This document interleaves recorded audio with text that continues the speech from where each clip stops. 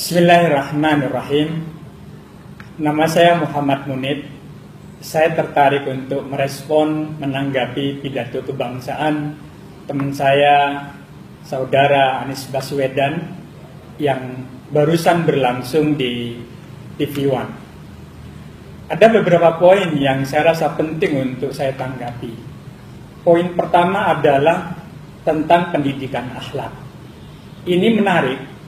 Ini adalah materi yang sejak awal Anies di Pramadina selalu berbicara pendidikan akhlak, integritas.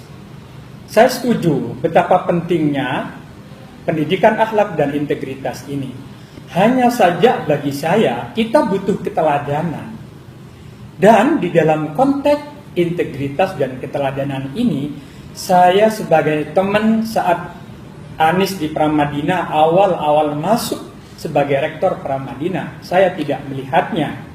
Justru mengapa saya kemudian tidak mendukung Anies? Karena bagi saya tentang integritas ini Anies justru pertama kali dan baru menginjak Pramadina sudah melanggar komitmen tentang integritas.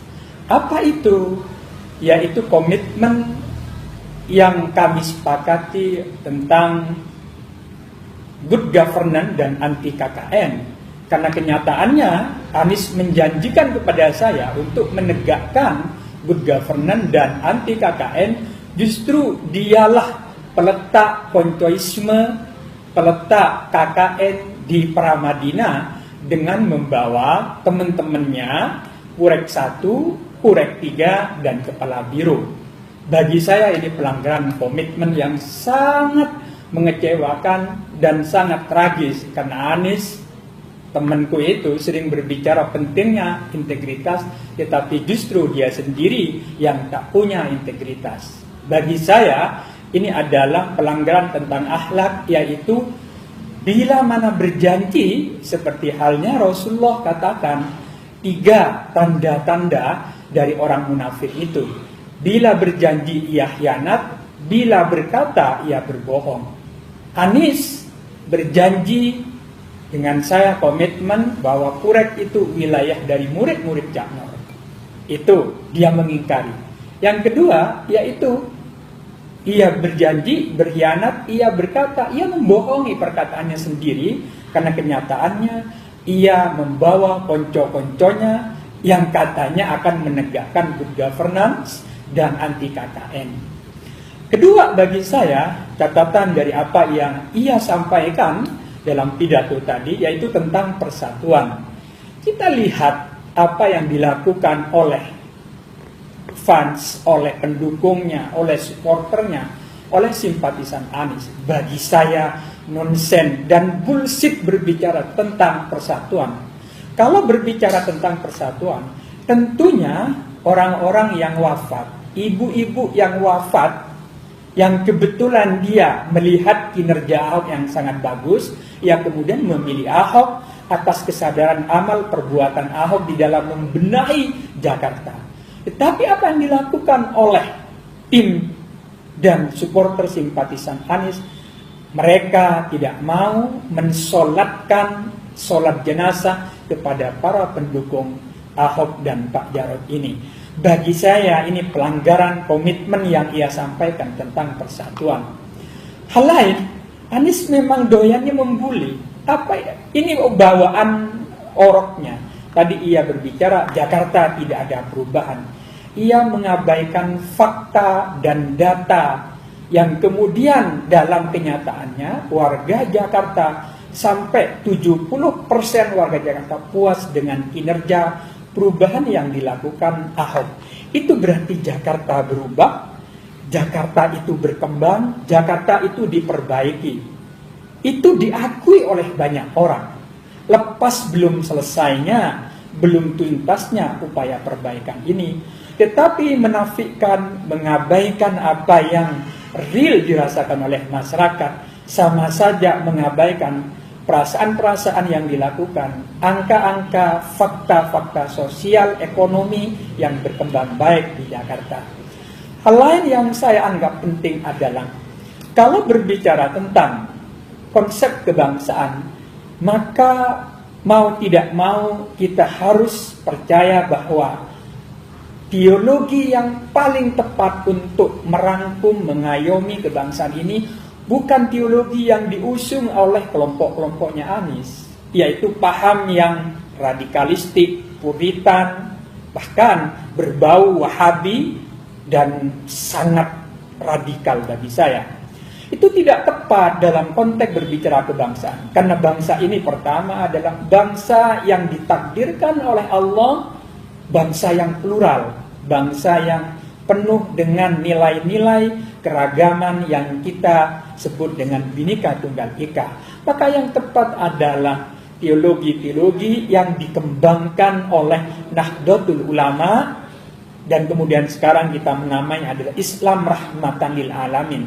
Tak mungkin kita mengayomi, tak mungkin kita itu membangun keharmonisan kalau kita membid'ahkan, mengkafirkan karena perbedaan pilihan politik, kemudian orang memunafikkan, menganggap munafik. Ini tidak mungkin. Itu dilakukan kecuali orang itu tidak memahami makna dari apa yang disebut dengan persatuan itu. Dan yang paling kita takutkan tentu adalah karena Anies ini diusung oleh satu adalah partai yang pada 2014 itu mengusung manifesto purifikasi. Purifikasi yang saya maksudkan adalah pemurnian yang sangat saklek ala kaum Wahabi. Misalnya ziarah kubur, tahlil, maulidan, ini dianggap bukan murni ajaran Islam. Dan itu yang paling sengit dilakukan oleh kelompok-kelompok ini. Kalau kemudian tiap hari mereka ngomong tentang misalnya bid'ah, kafir, munafik kepada yang berbeda, inikah yang disebut dengan persatuan? Maka bagi saya sangat nonsens sekali berbicara persatuan tanpa menghormati tradisi-tradisi lokal, menghormati budaya-budaya keislaman yang sudah berkembang luas.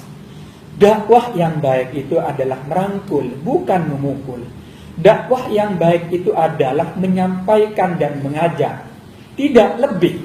Tetapi kalau dengan penuh caci maki, kalau penuh dengan misalnya bahasa-bahasa yang sangat kasar terhadap tradisi lokal, terhadap tradisi-tradisi keislaman yang berkembang di Indonesia, maka itu sama saja merusak persatuan, kesatuan bangsa. Dan bagi saya saudara Anies ini atau teman saya Anies ini lucu sekali. Ia berbicara tentang persatuan kebangsaan, bicara tentang pidato kebangsaan, tetapi ia bagi saya menggunakan jargon-jargon, menyerang, membuli, agresif sekali saat misalnya debat-debat yang terjadi. Bagi saya ini cermin, ini adalah ekspresi yang mengabaikan persatuan yang malam ini ia coba yakinkan. Karena itu beberapa poin yang disampaikan Anies bagi saya lebih menguatkan memang susah menjadi tokoh, menjadi tauladan. Anies bagi saya lebih banyak retorika, lebih banyak kemampuannya sebagai motivator, tidak tepat untuk memimpin Jakarta yang memang menggantung wajah Indonesia yang harus ditampilkan beradab, heterogen, Bhinneka Tunggal Ika.